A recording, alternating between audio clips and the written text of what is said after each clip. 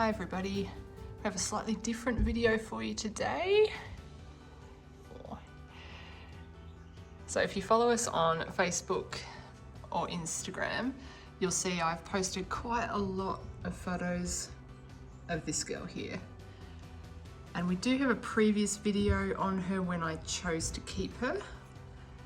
So she is from Rain and Gobi. She's 9 months old today, so she's officially an adult. And her name is Ring of Fire, Rain of Ice, and we call her Rice for short. Hello, Rice.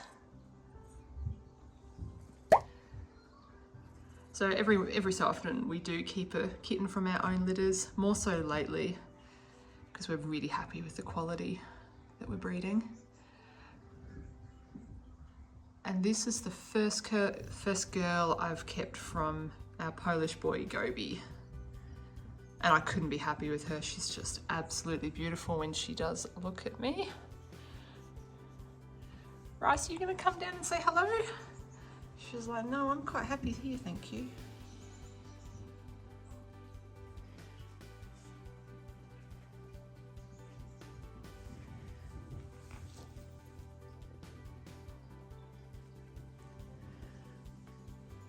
Gorgeous. So Rice is a blue bicolor, or if you're in, I think in China they call them blue point bicolor or blue point white, but in Australia, blue bicolor. And we weighed her this morning and she's just a shade under 4 kilos for 9 months old. Which is, I mean, not huge, but not small, so she's a reasonable weight. Hello? She's not super impressed with being woken up. Hello?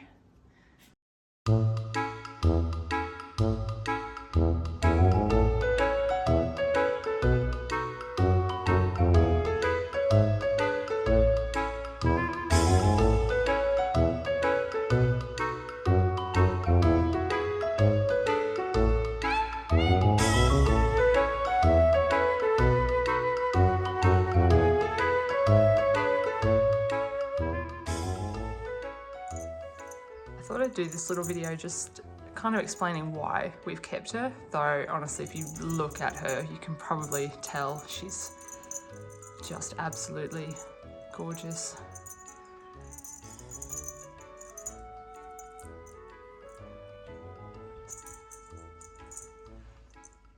So Rice comes from a very well-known line in Australia on her mother's side, from Roxton Ragdolls in South Australia. And her mother is the last breeding kitten from a very beautiful German bloodline. We have that line in quite a few of our cats for a reason. It's just very, very beautiful in many different ways. Beautiful temperaments, big, strong cats. So I always wanted to keep something or someone from Rain from her first litter. Sorry, that's so I'm following her around the room. I think she's gonna stay still here. You've been annoyed at us. So yeah, I always wanted to keep a kitten from Rain from her first litter, and going to Gobi, it just made absolute sense because I haven't kept anybody from him. And when you import and you're in Australia, it's a lot of time, effort, money. It's a nightmare actually importing. So we don't do it very often. So keeping kittens from our import cats, probably more for insurance than anything else, like just to make sure if something happens to them, we haven't lost their beautiful bloodline. So that made sense. So from a pedigree and diverse point of view, Rice made a lot of sense to keep. And there was just something about her as a kitten. She had these beautiful, beautiful eyes. She's a bit annoyed at me because I woke her up. You gonna show us your beautiful eyes?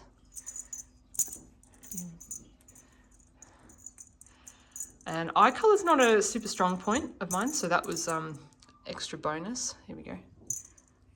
Beautiful eyes. And another thing, when she was a little kitten, which she had over her siblings, was she had a really nice wide ear set, which we need a bit more of in Australia, in the Australian Ragdoll. And this really gorgeous coat. She doesn't mat at all, which I'm actually really surprised about, but it's awesome. The Ragdolls aren't meant to mat. Oh, is that the spot? Oh, you're a good girl. I think she's forgiven me. And she's got this absolutely gorgeous floofy tail. So she's a very balanced cat. And usually when we choose kittens to keep, we try, especially girls, we try to choose them for features that will complement the male cat we'll pair them with. So for Rice, she obviously can't go to her father, and our other two boys are distantly related. So she will go to our Chinese boy Charlie, who she's completely unrelated to, and we just think she'll match with him really, really well.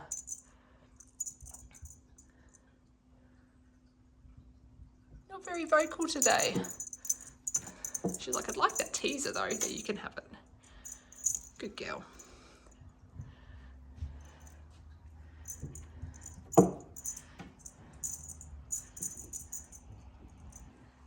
So this is the room that Rice and a few others live in. This is our first floor big cat rumpus room. So it spans about the size of 2 large bedrooms, and it is looking a little bit sparse at the moment. We have ordered 2 other big cat trees to add to this room. Another one like that honey pot there. And we have another really big one coming from China, which is very exciting. Got all the litter trays over here. But again, this room is very much a work in progress. We've got to patch up that hole there. Potentially this summer, we might do some painting. We've had the floor laid, very pleased with that. And eventually I'd like to add some wall features. I'm not quite sure what they're called, but they're like steps and yeah, interactive activities that you can screw into the wall. So steps, bridges, boxes for the cats to climb on. I think that'll be really cool. I've got a few friends that have them and they look awesome and the cats love them. So I think we'll look into doing that. Got some cat trees over here. One thing I love about this room though is it just has a great view out the back. And I'll come around here.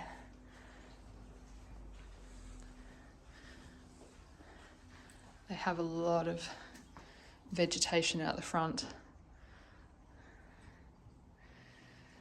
But yeah, a bit of a work in progress, but lots of room for them to run, jump, play. This room does take a lot of cleaning though. There's one thing about entire girls is, I mean, most breeders would know this, but I don't think many pet people would know this, but entire girls spray just as badly as boys. And it doesn't smell nice and it's gross. So we spend a lot of time cleaning up after them. Hello everybody.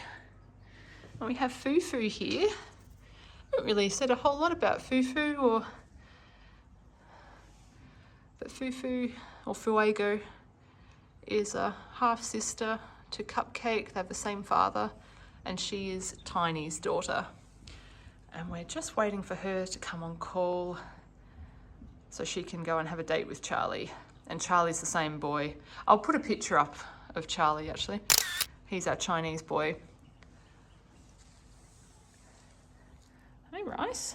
See, look at that tail. Wow. Did I stop paying attention to you? You thought you'd come and see where I went. Hey.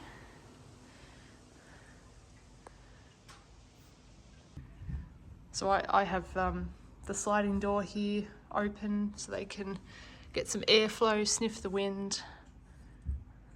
And in the afternoon, the dappled sunlight comes through and it's just absolutely beautiful. I'll put another photo up from yesterday. Do you like it there? But they often sit along there and look outside. We have their pot of grass there, which I've put outside to give it a break because they chewed it right down to the stems. Hello, Amy. Amy's one of our D6 girls, which will go to a new home very soon. It's just a little bit hard. She's been here a long time, so it'll be hard to say goodbye to her. What are you doing, Ricey?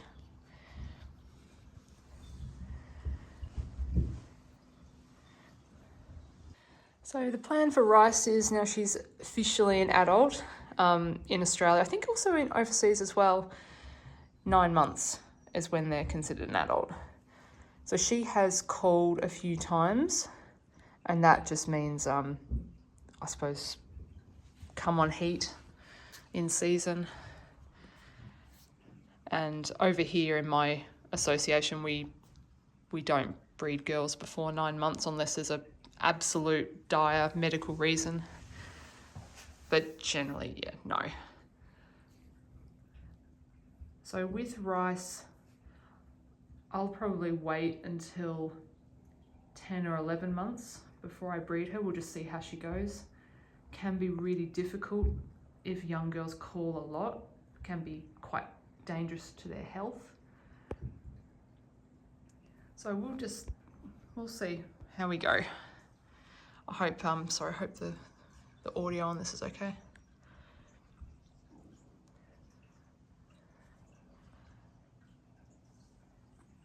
So if you have any questions about Rice or anything I've said about why we keep girls, look, I could go into a lot more depth. There's always different reasons why we choose to keep kittens.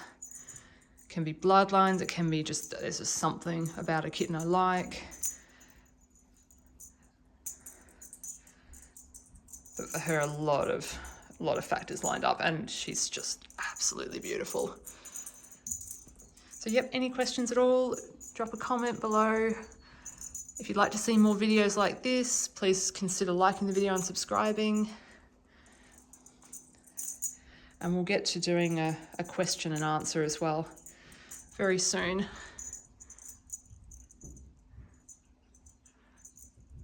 think we'll leave it at that. We'll let Rice have an afternoon nap. You can have it now. There you go. Good girl.